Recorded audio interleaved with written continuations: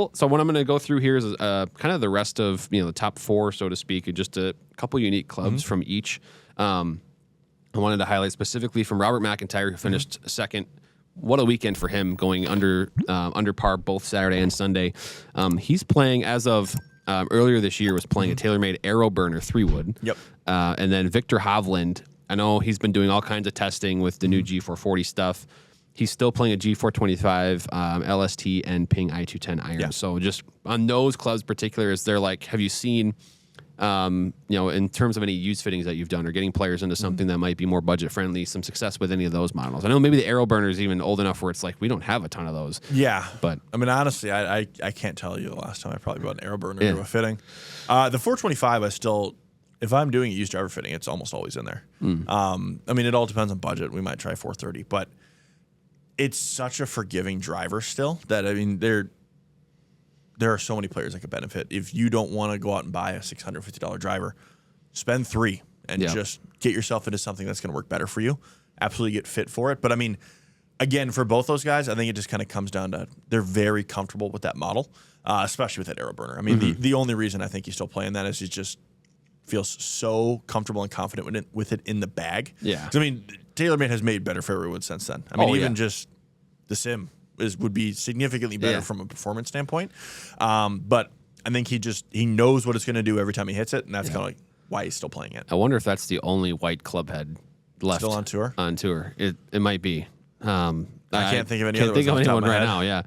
And then lastly, I wanted to get to Cam Young's bag. So Cameron Young, he's had probably, I would say, the end of last year, maybe the beginning of this year was kind of had some struggles, but it looks like he's found his game. A couple really good finishes here back-to-back weeks. He shot also did not go over par on the weekend. His only over par round actually for the week was on Friday.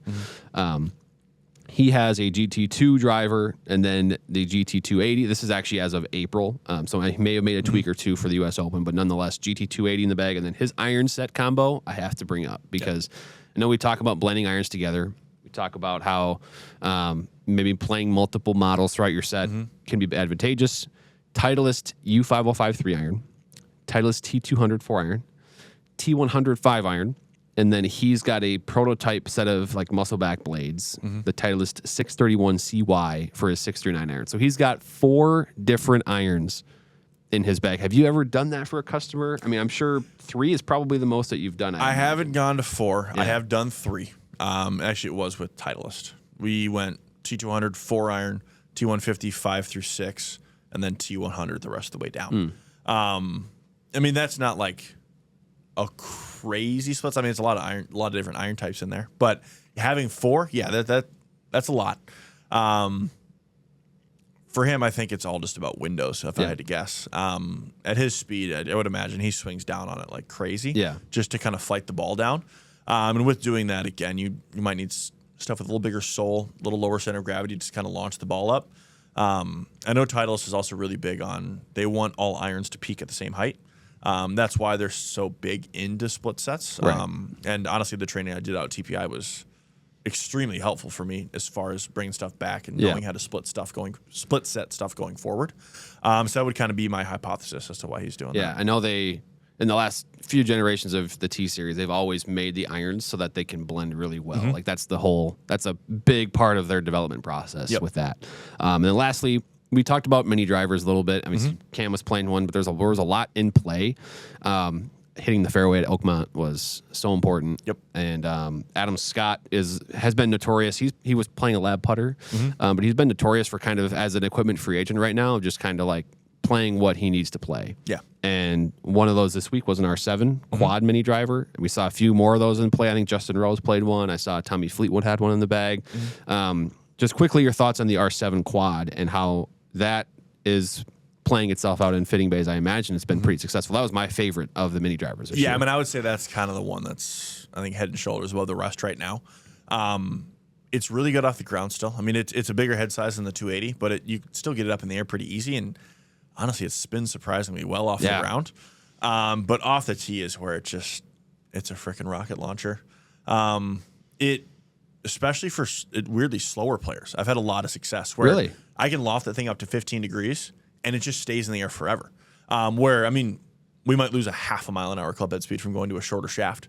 But when they're swinging at 65 miles an hour, that's not really my worry there is club head speed. But when we can keep the ball in the air, that's when we get carry. That's when we get total distance. Because, I mean, again, most of these players, they're swinging slow enough that we're not really worried about spin either. It's just really just keep the ball in the air. Yeah. So I've had a lot of success with it on that end. And then obviously, like, your higher speed bike guys that are just looking for a driver that just doesn't go as far and go straighter. I had one guy come in. He's the fastest player I've ever fit. He was hitting at about 340. And what we did was we actually took the 13-gram weights out of another head and put them all into one head, just making that thing as heavy as possible. Wow. And then I got him an 80-gram extra stiff 7-wood shaft and threw it in there, and he was just hitting that thing on a rope. A 7-wood shaft? Yeah. So it was playing about 42 inches with a lot of head weight. Wow, yeah, that's the cool thing you can do with the R7 quad too. Is you have those 4 weight ports that you can get really funky with. Yep. If you have a heavy slice tendency, you could throw a bunch in the heel and get creative with it. So, but yeah, that was kind of a fun look because JJ Spaun, very very impressive win, and he's been playing some great golf. So, a really dramatic finish. That was really cool to see, but also cool to get your perspective on the clubs here, Jake. So, thanks for stopping in. Make sure you go schedule a fitting with Jake or someone at any of our stores to get yourself dialed in for some of these clubs. Thanks again, Jake. No problem.